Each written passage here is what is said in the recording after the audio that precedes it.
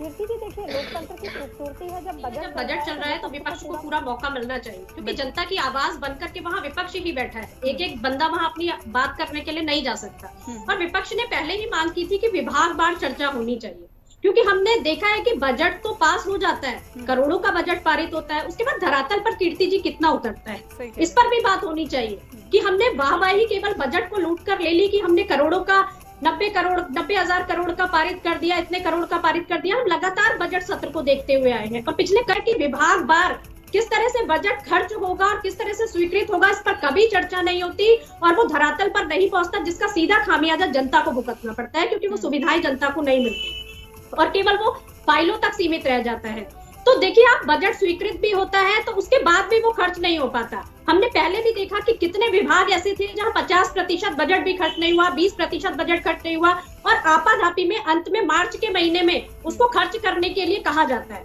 और मार्च का इंतजार किया जाता है जब पूरा साल खत्म हो जाता है। तो इस पर भी बात होनी चाहिए कि आप बजट केवल पारित मत कीजिए, बजट को खर्च कैसे करना है इस पर भी बात हो कि वो जनता तक पहुंचे। और दूसरी चीज देखिए, लगातार हमने देखा है कहीं भी कि बीजेपी जो है सारे फैसले खुद लेना चाहती है, चाहे हम वो केंद्र सरकार में देखें चाहे यहाँ देखें। इनकी जहां पूर्ण बहुमत की सरकार है, ये थोपना चाहते हैं अपने फैसलों को और सामने की बात नहीं सुनना चाहते, क्योंकि आप देखिए जब विपक्ष में सदन पूरा चलता, आपने 5 दिन का सदन रखा था तो वो 4 दिन में आपने क्यों समाप्त किया, जबकि पहले ही उसकी बहुत कम अवधि थी। जब विपक्ष वहां बोलेगा, विभागवार चर्चा होगी, जो तमाम उत्तराखंड के मुद्दे हैं, चाहे वो बेरोजगारी का मुद्दा हो, महंगाई का मुद्दा हो, अंकिता हत्याकांड हो, सब पर बात होगी,